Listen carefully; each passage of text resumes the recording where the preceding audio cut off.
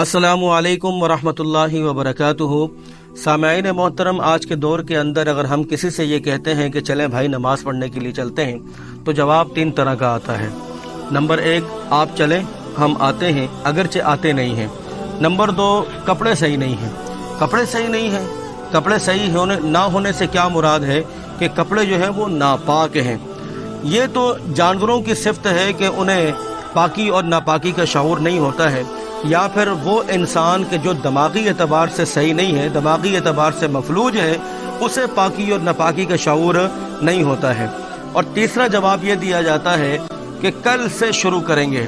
और मेरे भाइयों, कभी कब्रिस्तान का चक्कर लगाया करो, कभी कब्रिस्तान के अंदर जाया करो और जाकर देखो कि हमारे जैसे हज़ारों की तादाद में वहाँ पर लोग मदफून हैं, दफन हैं, कब्रों की ज़ीनत बने हुए हैं। वो भी यही कहा करते थे कि भाई हम कल से शुरू करेंगे, हम कल से आगाज़ करेंगे, लेकिन उनकी कल जो है वो कब्र के अंदर जाकर हुई है। अल्लाह रब्बुल आलमीन कुरान मजीद में इरशाद फरमाते हैं, व इन्नहा लकबीरतुन इल्ला अलल खाशिईन। बड़ी तवज्जो के साथ समाअत कीजिएगा सामईन मोहतरम, ये नमाज का एक ऐसा अमल है जो इंतहाई मुश्किल तरीन है।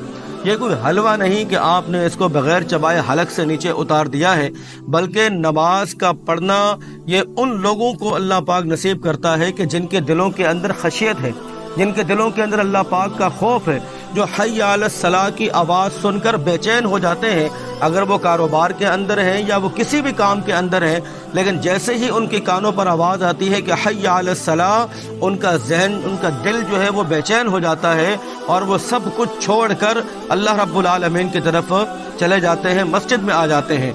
और इसके अलावा कई ऐसे लोग भी देखे हैं कि मस्जिद के अंदर जमात खड़ी हुई है, लेकिन वो मस्जिद के दरवाज़ों से जमात को देखते हुए गुजर जाते हैं, लेकिन उन्हें इस बात की तौफीक नहीं होती कि वो आकर जमात के अंदर शरीक हो जाएं। क्यों? क्योंकि भाई दिल जो काले हो चुके हैं, गुनाहों की वजह से दिल पर जंग चढ़ चुका है, जिसकी वजह से अल्लाह ने आपको इस काबिल ही नहीं समझा, आपकी ये औकात ही नहीं है, आपकी ये वैल्यू ही नहीं है कि आप अल्लाह रब्बुल आलमीन के सामने खड़े हो। अल्लाह पाक उन्हें अपने सामने खड़ा करता है कि जिनके दिलों के अंदर अल्लाह पाक ने अपने डर को, अपने खौफ को बिठाया हुआ है।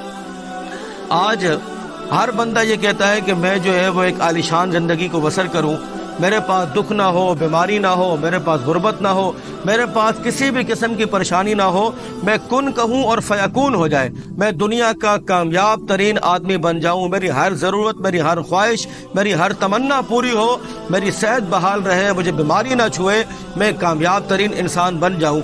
लेकिन जब अल्लाह कहता है कि हय्या अलल फलाह, तो आने को कोई तैयार ही नहीं होता। अल्लाह कहता है कि आओ कामयाबी की तरफ, तो उस वक़्त कोई आने को तैयार नहीं होता है। सामईन मोहतरम, कहीं ऐसा तो नहीं कि हमें अल्लाह पाक ने इस काबिल ही नहीं समझा है कि हम आके उस रब के सामने खड़े हों अपने गुनाहों की वजह से। मुझे एक छोटा सा सवाल का जवाब दें।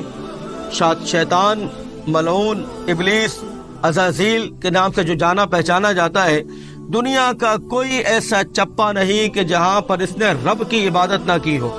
ये इतना बुरगज़ीदा बंदा था कि फरिश्तों की फहरिस्त के अंदर भी इसका नाम, इसका नंबर जो है वो पहली पोजीशन पे आया करता था। और जन्नत के अंदर ये इस तरह आता और जाता था कि जिस तरह जन्नत इसका प्राइवेट महल हो, कोई रोक नहीं, कोई टोक नहीं। अल्लाह ने फरमाया कि फ़ख़्रुज मिन्हा फ़इन्नका रजीम व इन्ना अलैका लानती इला यौमिद्दीन। जन्नत के दरवाजे आज तुझ पर बंद कर दिए जाते हैं, जन्नत से बेदखल हो जा और क़यामत तक तेरे ऊपर लानत बरसती रहेगी। तेरा एक लम्हे के लिए सोचिएगा, शैतान ने कोई चोरी की थी, कोई डाका मारा था, कोई कत्ल किया था, किसी की असमतदारी की थी इसने, या फिर शराब नोशी की थी, या कोई और बहुत बड़ा कबीरा गुनाह किया था। शैतान का ऐसा जुर्म क्या था कि जिसकी वजह से अल्लाह पाक ने आसमान से फेंका और ज़मीन पर ला के खड़ा कर दिया? ऐसा कौन सा गुनाह था कि हिदायत के चश्मो चिराग से निकाल कर जलालत के अंधेरे के अंदर ला के फेंक दिया? भाई गुनाह कौन सा किया था? सिर्फ एक गुनाह किया था, अबा। उसने अल्लाह रब्बुल आलमीन से, अल्लाह ने कहा सजदा करो, उसने सजदे से इनकार कर दिया था। यानी कि बात को ना मानना गोया कि अल्लाह की नाफरमानी करना। और आज हम दिन में हमारी कानों में तकरीबन 10 मरतबा हय्या अलस सलाह की आवाज़ आती है। हम सुनते हैं, ऐसे हक मानते हैं, सच मानते हैं, अल्लाह की तरफ से मानते हैं, अल्लाह का बुलावा मानते हैं, लेकिन उसके बावजूद यहाँ से हम सुनते हैं और यहाँ से हम निकाल देते हैं और कहते हैं कि जी हम मुसलमान भी हैं। तो क्या ये इनकार नहीं है? एक चीज़ को हक मानना, सच मानना और उसके बाद उस पर अमल पैरा ना होना, क्या ये इनकार नहीं कहलाता? उसके बाद हम मुसलमान भी हैं।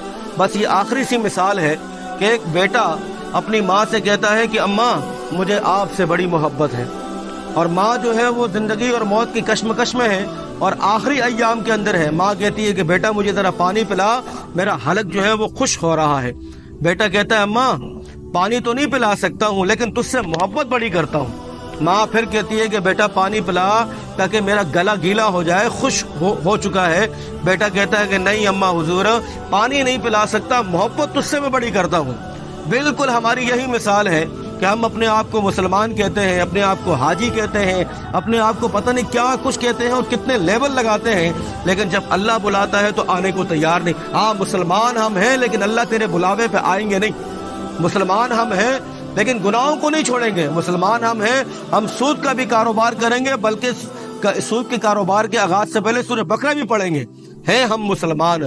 तो भाई ऐसे मुसलमानों की अल्लाह पाक को ज़रूरत नहीं है। मेरे मोहतरम भाइयों, दोस्तों, बुजुर्गों, सामीन मोहतरम, ज़रा सा नहीं बल्कि ज़्यादा सोचें, अपने बारे में सोचें, अपना मुहासिबा करें कि आप अल्लाह की पुकार पर कितनी मरतबा लब्बैक कहते हैं। आप हय्या अलस सलाह की आवाज़ सुनकर कब और किस टाइम मस्जिद में आप जाते हैं? पहले बुलावे पे जाते हैं या फिर अपना काम ख़त्म करने के बाद जाते हैं? अगर जवाब मुस्बत में मिलता है तो मेरा आपको सलूट है, आपके लिए खुशखबरी है। अगर जवाब मुस्बत में नहीं मिलता